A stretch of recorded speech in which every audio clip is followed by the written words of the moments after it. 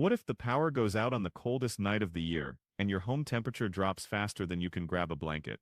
Every winter, families in the US and Canada face deadly blackouts, and some never make it through the night.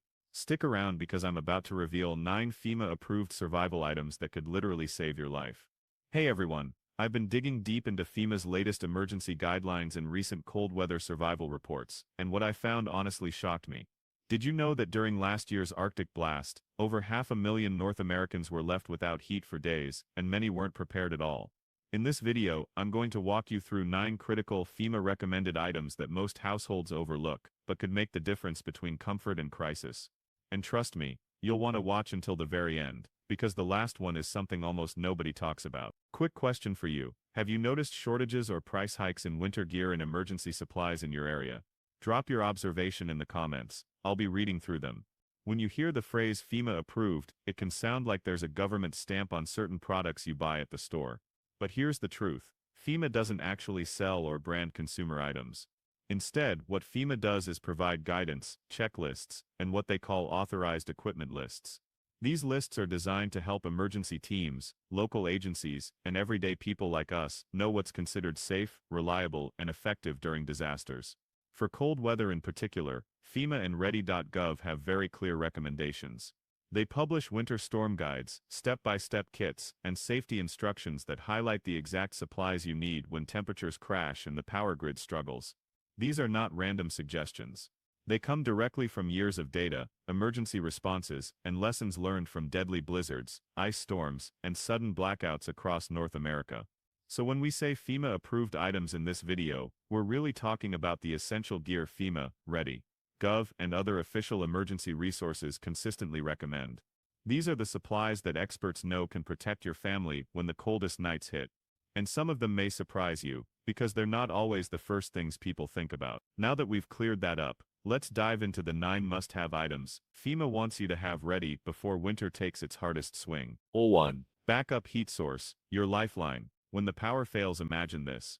The power goes out in the middle of the night, the furnace shuts down, and within just a few hours the inside of your home feels like a walk-in freezer. This exact situation has played out during massive winter blackouts in Texas, Minnesota, and even parts of Canada.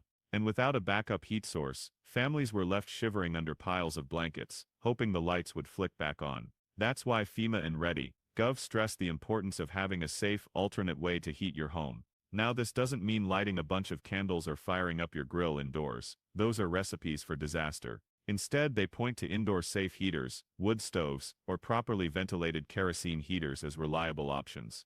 But here's the catch, with any alternative heat source, you also need a carbon monoxide detector.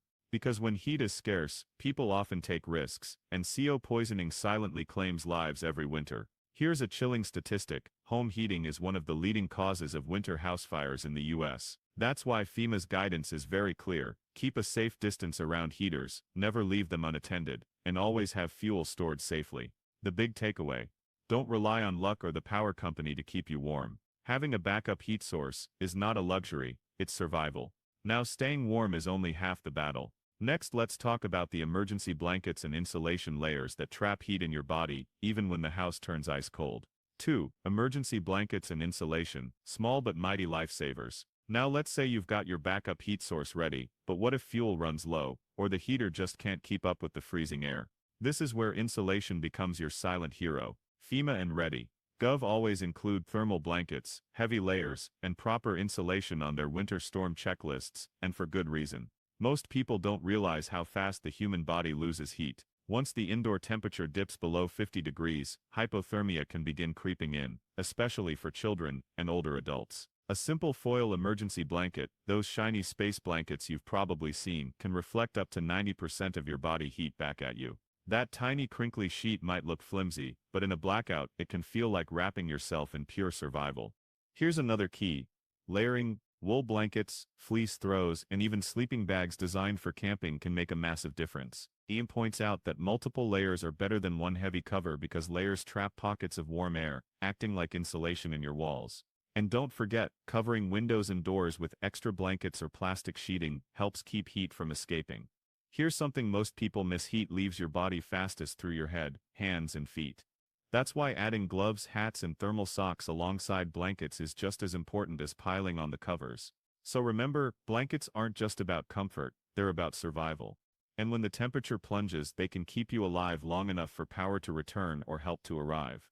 But staying warm isn't just about blankets, it's also about the clothes you wear. Next, let's dig into the critical layers of cold weather clothing FEMA recommends that most households overlook. 3. Cold weather clothing. Your first line of defense. Here's a fact most people underestimate: your clothing is your very first heater. If you're caught in a blackout during freezing temperatures, what you wear could decide whether you stay safe or risk hypothermia. FEMA and Ready. Gov repeatedly emphasized the power of layering, because no single jacket can do it all. The secret is simple but life-saving: start with a base layer that wicks away sweat. Why? Because damp clothes in winter pull heat out of your body, like a magnet. That's why cotton is such a danger: it holds moisture and makes you colder. Instead, FEMA recommends wool or synthetic fabrics that keep you warm, even if they get wet. Next comes the insulating layer. Think fleece, down, or thick sweaters. This traps heat close to your body. Finally, top it all off with a waterproof, windproof outer shell to block icy gusts. Remember, wind chill can make 20 degrees Fahrenheit feel like zero, and exposure in those conditions can freeze skin in minutes. Don't forget your extremities. Gloves, thermal socks, scarves, and especially hats are not optional. Studies show you lose a large amount of heat through your head and feet, and frostbite loves fingers, ears, and toes. Here's something surprising: during recent blackouts in the US and Canada, many people thought blankets alone would save them. But emergency reports revealed that proper clothing, layered and dry, was what actually made the biggest difference. So before you even think about heaters or generators, make sure your closet has the right armor against the cold. Because your clothes could be the difference between shivering uncomfortably and fighting for survival. Now that we've covered clothing, let's move on to another lifesaver: non-perishable food and high-energy snacks that keep your body fueled like a furnace on the coldest nights. 4. Non-perishable food, fuel for your body's furnace. When the temperature drops, your body works overtime just to keep you alive. And that takes energy, lots of it. FEMA and Ready. Gov always stress having non-perishable food stored, not just for convenience, but because food is literally your body's furnace fuel during extreme cold. Think about it. In a blackout, you won't be cooking gourmet meals. You'll need foods that last without refrigeration and can be eaten quickly. That's why FEMA recommends canned goods, protein bars, nuts, peanut butter, dried fruit, and other shelf-stable items. These foods are calorie-dense, meaning they pack a lot of energy in small portions. Here's something surprising: your body actually burns more calories in the cold because it's working harder to regulate temperature. That's why high-energy snacks like chocolate, trail mix, or jerky aren't just comfort food, they're survival food. In fact, emergency responders often carry them on missions for that exact reason. But here's where many households slip up. They'll stock food, but forget the tools to open and prepare it. Imagine being hungry and staring at a stack of cans with no manual can opener. FEMA specifically lists a non-electric can opener as a must-have. And don't forget utensils, disposable plates, and even instant foods that only require hot water if you have a way to heat it. One more key detail: rotate your stock, check expiration dates every few months. Replace old supplies before they go bad, so your kit is always ready. Remember, food isn't just fuel, it's morale. In a freezing house with no light, something as simple as a granola bar or warm cup of soup can lift spirits and keep you focused. And while food keeps your body burning heat, you can't survive without hydration. That brings us to the next essential: a clean, reliable water supply. 5. Water supply, the most overlooked winter essential. When people prepare for freezing nights, most of them think about heat, blankets, or food. But water? That often gets ignored, and it's a dangerous mistake. FEMA and Ready.gov repeatedly warn that every household should have at least 1 gallon of water per person per day for a minimum of 3 days. That's not a suggestion. It's a survival rule. Here's why. In freezing conditions, dehydration sneaks up faster than you'd expect. Cold air is dry, and every breath you exhale carries moisture out of your body. Add in layers of clothing that make you sweat, and suddenly you're losing water without even realizing it. Yet in the middle of winter, people don't feel as thirsty, so they drink less. That's how dehydration sets in quietly. Now here's the shocker: when power outages hit during winter storms, water pipes can freeze solid, faucets run dry, or worse, pipes burst and flood your home. If you don't already have stored water, you may be stuck melting snow just to get a drink. And yes, FEMA says you can melt snow in an emergency, but only after boiling or treating it, because snow alone doesn't provide safe hydration. The best solution is simple: bottled water stored in a cool, dry place, rotated every 6 months to keep it fresh. You can also keep water purification tablets or portable filters in your kit, just in case. That way, even if the tap stops working, you'll still have safe water ready. Remember, without food, you can last weeks. Without water, you'll be in trouble in just a few days. Now that we've covered hydration, let's tackle another critical need: light. Because when the power grid goes dark, reliable lighting can make all the difference between safety and chaos. 6. Reliable lighting, beating the darkness before it beats.